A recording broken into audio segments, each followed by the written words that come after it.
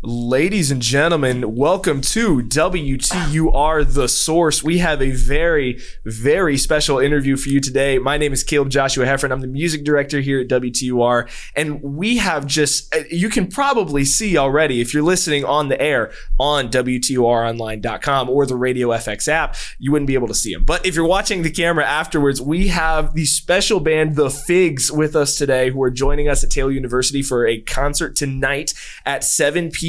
in, I believe you guys are playing in the Stew? Where are you guys playing that tonight? Okay. Yes, we are at Rediger. Awesome. Sounds good. Rediger Chapel. Oh, you got the nice setup too. Hey, come on. Oh, that'll be good. We were going to be outside and then it rained a lot. And so they said the ground's too wet. Yeah, that makes sense. You would not want anything to sink into the ground as you're playing. That would be bad. Would be bad. Now, I am curious. I know that I've said you guys' names wrong about 15 times before we actually set this up, but could y'all introduce yourselves to the listeners at home? Yes, I am Micah of the band The Figs. Yes, my name's Bailey of the band The Figs. Bailey, you can introduce. And then we got Justin Faulkner as our drummer. We got Isaac Reinhardt on bass or 12 string at the moment. We got Marshall Carter playing the strings, the violin. Wonderful. Yeah. Awesome. And this is Caleb. This is me. I play nothing. But thank you guys so much for coming on today and even just being here. I really want to hear, first of all, how your band actually started. I know you guys have one major album, which, clever name, The Figs presented by The Figs. I think, is that what it's called? The Figs present The Figs. Yeah. The Figs present The Figs. There we go. So how did the band even get started, first of all? How'd that happen? Yeah, Bailey, how did the band get started? Yeah, Micah, how did the band get started? Okay, well, I'll take this one. So me and Bailey met at a summer camp in 2019 and up in Michigan called Gull Lake Ministries. Subtle shout out to there. And started writing, playing music together. We both ended up going full time at Gull Lake. And what was it, like 2 years ago? Yeah. We were writing off and on, but about 2 years ago, we're like, we should just write a folk album because we both like folk and we would enjoy that. And so we kind of it was like the Venn diagram we were looking at of our musical taste, and we were like, the intersection is folk. So let's do folk. And that's what we did. Yeah. So. Gotcha. So we went out west. We went on a trip to the Grand Canyon and Zion. Oh. And we said, we're going to write the whole album in like 3 days. Mm-hmm. Oh my goodness. And we wrote like 1.5 songs maybe. Yeah. so it took a little bit longer to finish it. We finished and recorded the rest of it over the course of the next year. So wow, okay, that makes sense. And it just started with you two then? Yes. Because it's more than just you two in the room. That's true. Oh my goodness, there are. Where these guys come from? Yeah, so we wrote and we recorded and produced everything in a bedroom, actually in Bailey's house. We have since upgraded to a shed outside of Bailey's house. I think it's an upgrade, yeah. It's more room though, right? It is. Yeah, I mean, maybe like 10 square feet. Hey, that counts. Yeah. And so when we were going to put together something for a concert, we were like, it's going to be hard to play everything with just us two. And so we invited these incredible musicians that are all of our personal friends from back home and from other places. So gotcha. Yeah, man. That makes sense. Yeah. So is this your first big concert that you played? I'm assuming you've played other places before. Yeah, I would say this is the biggest as of yet. Nice. Yeah. We really, Mike and I have only done like some stuff like just the two of us and really small stuff. But yeah, so this is the first one. Nice. Is there any pressure to that? Is it more excitement? Is it more nervousness? Where is that at right now? I've had primarily excitement building in the past week or so. Yeah. If you went back to Bailey like 2 years ago, he would have been terrified. But for some reason, I'm just excited about this. Yeah. So. Yeah. Taylor also is like, we have a lot of friends at Taylor and people that we know from different walks of life. And so that is like it feels almost like a reunion, like the number of people who have reached out and are like, hey, we're coming to the concert, super excited. It's been awesome. So why folk music though? Out of all the possible genres, how did you guys land on that? Yeah, good question. I think Bailey kind of alluded to it, but we have a variety of tastes. I think, what were you writing mostly in college? I'd say it was like pop. Primarily, I'd say that was the common denominator of all my songs. Yeah. And so more on the pop side with folk, and I think I would have gone more like indie alt stuff, but we both have like with kind of rap. with a tinge of rap. Oh, no. And you can't tell it in our music yet. So I think, there was kind of an overlap where we had written some other stuff in like the pop world. And then we wrote a song, a very country song. What was that even for? We were trying to get like sync licensing, like sell songs for sync licensing. We were trying to get on an Adam Sandler movie. Yeah. Oh, okay. Someone tried to, and so we went all the way country, and that song did not get used, and it will never see the light of day. So it'll never get released. Never in a million billion years. What Adam Sandler movie was this for? I don't even know. The sync licensing people reached out. They're like, "Hey, he's looking for country stuff. We want to pitch him one." And apparently, it got pitched to the manager of the movie or whatever, but so it was close. It got pretty far. So Adam Sandler missed out, is what I'm hearing. I think Adam Sandler himself heard it and said, "This will show up my performance," and then he took it off. That would make sense. That's my thought. So I know you guys released your individual single "Colorado" before the album came out. Yeah. Why the decision to go with the single song before that? That's a good question. I think a lot of it, like, there's probably pressure for like marketing reasons, and like most people would say you shouldn't do the album at all. Most people are just doing singles these days, and so they just do single, and that's the way to get the most traction on every song and ultimately the most listens across the board. But we wanted to do an album, but we were like, we should probably do a single just to like get a little momentum towards the album, and so. Now, how we picked the single, I don't know, but just felt right. I think it was like kind of the median song we were hoping of the vibe of the album. I think it was the first song that we finished, and that's true. Bailey kind of mentioned it there, but like if you look on Spotify, because that's where most of our streams are coming from. Almost all artists that are starting out, the model is like release a single every like month, basically, and then advertise it like crazy. And like I get that, and I get the hustle and the grind, but there was something about like making the album and making it like we can sit down and listen to a body of work versus like you have 2 songs and you might get a lot of listens that way, but like is that the complete experience that you're trying to make? That makes sense. If that answers your question at all. No, it does. Okay, good. What is the theme of the album? The Figs present the Figs? Yeah. There we go. Okay, I got it this time. What is the main theme of you guys' album? Man, there's a lot of themes. I would say we've got like kind of 2 modes of songs. We've got like some pretty introspective, like the fear of regret and the beauty of redemption and stuff. And then there's like women. It's like it's love songs. Okay, that's the other category. So it's like it's a love song, or it's like a shout out women. There's women. The big 2 they call it in the industry. No, that I don't know if we have a unifying theme though. No, life. I don't know. Yeah, life. Yeah. Some family songs. We talked about at the beginning. We were like, we could try to like make this more conceptual, right? Like do a full. We kind of are writing towards a theme. And then in the end, we're just gonna make songs that we like. Yeah, and that was kind of. I guess that's the theme. Is that it's songs that we like. So where did the name then, the Figs, come from? The random name after a food that goes in bars. Where did that happen? Do you remember? I do know what it's actually an acronym. Oh, really? Yep. And you have to guess what it is. I have to guess what it is. You can't. So this is. I have a list in my phone that I've been collecting, inspired by my friend Christy Waldo. Okay. She for years has been like, anytime someone said a phrase, is like, oh, that could be a good band name. You put it in the phone, right? Like, examples that I can't think of. So one of them, we were talking about what we were going to be as a band. Initially, we were going to be named after Bailey's grandmother. Yeah. Okay. That was almost, my grandma's name's Hody Kale, and we almost named our band Hody Kale. That's not a bad name. It's kind of cool. Yeah. Hard to spell, but feels good to say. Yeah. Hody Kale. Yeah. Say it at home. Hody Kale. Hody Kale. Yeah, Hody Kale. Yeah. It's nice. But then going through the list, somebody a long time ago had texted me. They said, "Hey, could I come over? I think I left my flannel in the grass." and said, no. So I wrote down flannel in the grass. It's like, flannel in the grass. F-I-G. The Figs. There's no way. That was legitimately the start of it. And then we thought more about it, and it's more of like the biblical the biblical references throughout all of Scripture talking about barren like fig tree. Yeah. Right. Like that. Yeah. So we want to bear good fruit, bear Sure. good figs. Sure. Jesus liked figs. He Except that time he cursed in the a lot of fig tree. examples. He did. He killed the fig tree straight up, which was cool.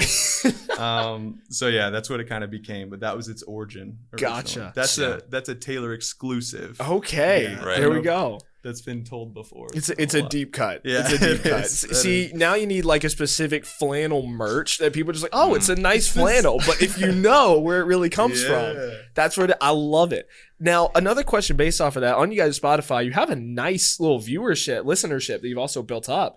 Like 25,000 listeners a month. That's pretty crazy. Did you guys see that coming out of anywhere? No, not at all. I think, again, we've talked about it, but it's so much of it is like are the people that we've met in different places being super, like the best marketing that we could possibly ask for, like super encouraging, showing it to everybody and be like, you got to check this out. My friend is in this band. And yeah, that really means a lot. But we don't know who's listening to this thing. No. My dad just went on like a mission trip to like Shelby, North Carolina, and one of the guys who he's like cutting trees with, they were listening to the figs, and he was like, "No way, that's my son." And I was like, it's like, wow, it's in random places. I don't know how it gets there, but Yeah. No, I do think the most important question though is that on your Spotify, your website goes to you guys' website and your merch. Your Wikipedia goes to the fall of Constantinople. What does that happen? Were you there? Was it your fault? Like, what happened? We don't want to take full responsibility, but we'll bear some of the blame, I would say. you knew that's funny. We set that up because we didn't think anybody would listen to the music. And so when they were like, you set up your Spotify artist page, you can link to Wikipedia. And I was like, well, surely we won't have one ever. So I'm just going to link it to the first article I find on the random thing. Oh my gosh. Constantinople. So now there's 25,000 people in the world that think that you guys caused the fall of Constantinople. You know, and if that many people think it, who can say they're wrong? That's a good point. That is a very good point. Yeah. Now, I am curious because Marshall, right? Yeah. I got the name. Okay, sweet. So I know that this is mostly you two from Micah and Bailey and Friends on the Instagram. You're one of the friends. How did you get roped into this with your violin skills? How'd that happen? Yeah, no, it's a great question. I've known Bailey and Micah through Gull Lake Ministries because I was actually a camp counselor there. So again, shout out Gull Lake. That's where I met my wife, and so it's a great place. So I've known them for a while, and I was playing my violin during the summer for like worship and different capacities, and so I've been playing music with them for years at this point. And so naturally when they were like, hey, we're doing this new thing and we want you to be a part of it, I couldn't have been more honored and excited. Nice. So I love it. Which has been really sweet. I love it. So Isaac and Justin, right? Yes. Got it. How did the two of them get in as well? How'd y'all get in? Should we Try that. Yeah, go ahead and move it on. kind of same story as Marshall. I was a little bit further down in years. Like I haven't been at camp as long, but same story. I've been playing music with Micah and Bailey and Marshall for 3 years now, maybe. Yeah, and so I played bass. I was formerly known as Bass Jam at camp. We got funny camp names. It's a good nickname. Yeah, no. But they called me, actually, they were at my wedding, and were like, "Hey, we're doing a show at Taylor. You want to play?" And I was like, "Yeah." And they were there playing at my wedding. So we were playing the long game. You do this solid. He'll do us a solid. Yeah, and so I was excited, and they've kind of inspired my passion for music. So it's been cool to like jump in with them. Yeah, so. They pitched you at your wedding. Yeah, that is crazy. While he was saying his vows, actually. No. Wait. He's already in a good mood. Right. When you get back from your honeymoon. We'll talk. Yeah, but that's it. That's crazy. So Bailey and I, we've been gigging together for, I don't know, since like late middle school, something like that, early high school. Explain what that means. So edgy.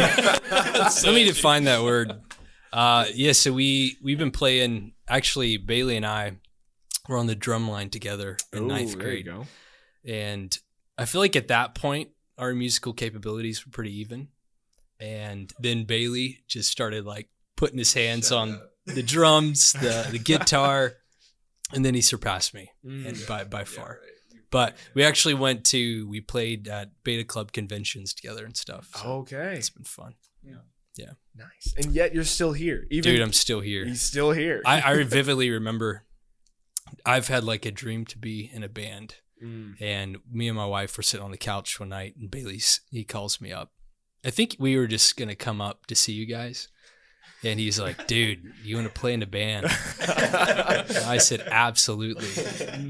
And then like every itch has been scratched for me. Last night we were doing rehearsal in a garage, which is legit. And it's been a blast. There you go. Is this just the strategy of recruiting band members to get them while they're with their wives? They're already in a good mood. It's like, oh yeah, for sure, I'll do it. We only recruit married men. That's our one rule. I love it. Now, I am curious, are you guys running through your whole album tonight? What's the set list? What are you going with? Yeah, so we're running the whole album plus some covers plus some new songs actually tonight for the next album. Unreleased. Got it. I love it. What's the new album? Do we have a title for the new album yet? Nope. At all? Gotcha. Okay. It's the first thing that Bailey says. There you go. Yep. Nice. Never mind. You had one you said a long time ago as a joke, but the figs. The Figs 2, A Day at the Zoo. Oh, Figs 2, A Day at the Zoo. Yeah. Nice. So we'll lock that classic. in. That'll be the. I love it. Next album. Could also go with the Figs 2 Electric Boogaloo. Yeah. Also could go with that. There we A go. classic. Yep. So how long is that album going to be? When is that coming out? How long are people going to have to wait? I don't know. When should it come out, Caleb? I mean, you've got time. You had one 2024 come out near the end of 2025, maybe surprise people a little bit. Yeah, I would say we're aiming for about 10-ish songs, something like that. And of that, how many would you say are mostly written at least? I'm trying to think of the answer to that, but is it like 4-ish, 5? Maybe, yeah. I don't know. Yeah. No, I think probably like that. We have not started like the formal production part of it, so we're still writing a lot. But Okay, nice. No, that makes sense. That is awesome. we're pretty stoked. Oh, yeah. We're pretty stoked. Now, I am really curious with your writing process about how that works, because everybody's obviously got a different one about how they create a song. How do you guys collaborate together to be able to create something? Wow. That's a great one. I love that question. I think about that a lot. But we definitely both have like different tendencies or like skill sets, or like we're better at certain things. I'd say, but we both do all the pieces. Like we both write lyrics, we both write chords, we both do the melodies. So often I think we usually start with music. I think it usually comes down to like a melody, at least for me, and chords, and then we piece together lyrics after that. Usually a melody and chords provides an emotion that's like, okay, you've got some options of what this song could be about, because there's already an emotion here. And so then you go through the options, you find one that you start to like, you start to sing in random lyrics, and then some lyric just like, oh, that's kind of cool. And then you kind of build a song around a random lyric that you just that fell out of the sky. We'll often like bring each other stuff that we've started. So like, you know, I was working today and this kind of thing popped in my head. What if we did something like that? And then that kind of spirals, and then so we'll work on it together, and then we'll split up and we'll work on stuff kind of in our own time and bring it and see how it goes. So it's unique for each song, you know. For sure. Definitely. Of course. It's an interesting process. If you had to talk to somebody who's kind of in that in-between area of thinking about maybe starting to write a song, but isn't sure about the process, or they're nervous about it, what would you tell them? Yeah. Dude, just write it and don't be mad that it's not a good song. Like every song that I've ever written is a bad song, like objectively. And I think Bailey's only written good songs, so he doesn't relate on that. Micah did just as a little reference, Micah did a song a day for a whole year. This was back in college. Yeah.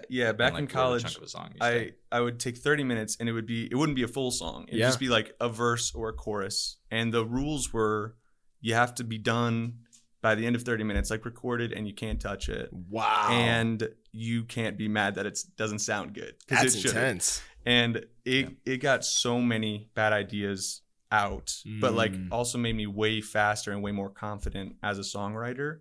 And I think also like, cause of those, 365, cause it wasn't a leap year, that number of ideas we've used 6, maybe like 6 have become songs. And so as far as the success rate, that's 1/60th, something like that. Not high. Not high.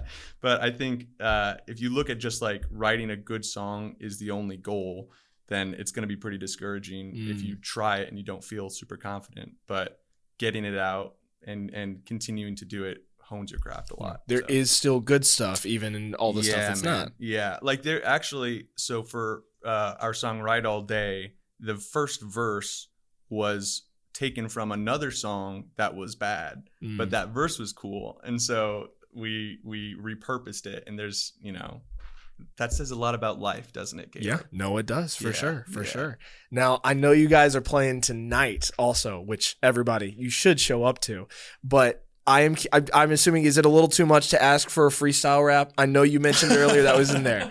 Caleb, it is far too much to ask.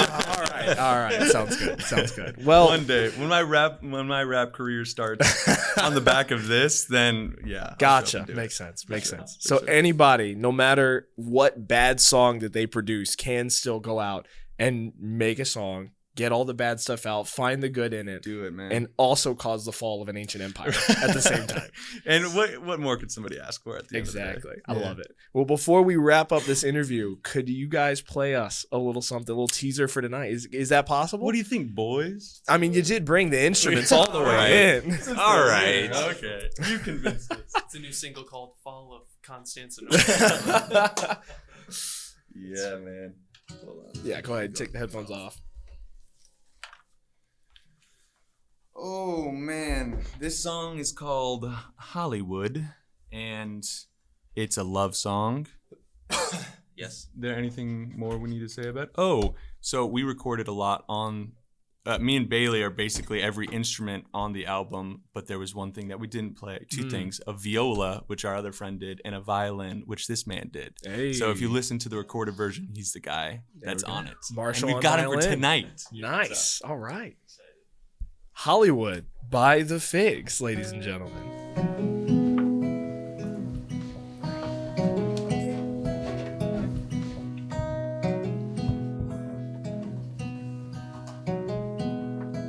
Boards on the windows and chains on the door, a dusty, outdated marquee.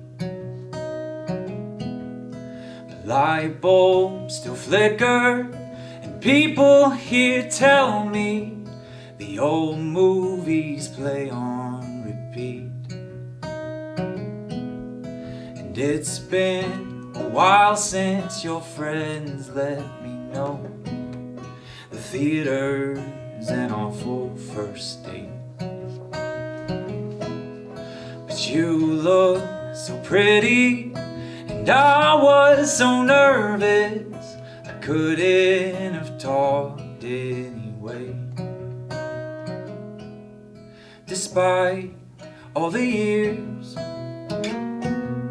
oh, I still hear symphonies swirling around you. So I find it strange, oh darling, that you let these worries surround you. You've been so scared that you'll lose me, 'cause all of the runners you've seen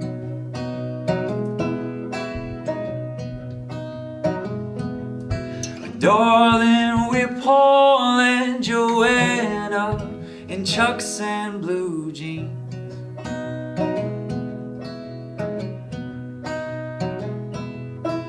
They'll try to put it in movies, but Hollywood can't fit it into frame.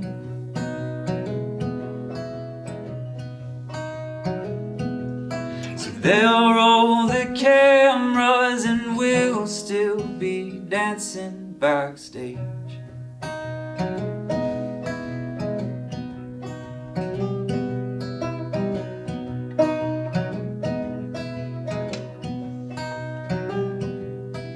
I've driven longer than should be allowed. My concerts still don't play themselves, and my eyes get misty when talking about you. I'm hoping that Taylor can't tell. Despite all the years, oh, I still hear symphonies swirling around my name in the lights. Oh, darling, but I can't stop thinking about you. You've been so scared that you'll lose me, 'cause all of the runners you've seen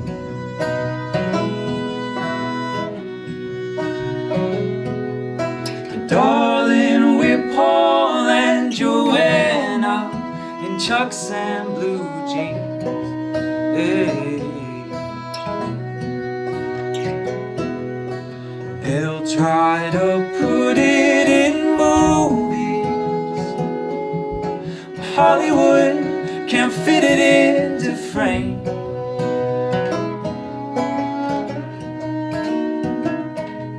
So they'll roll the cameras and we'll still be dancing backstage.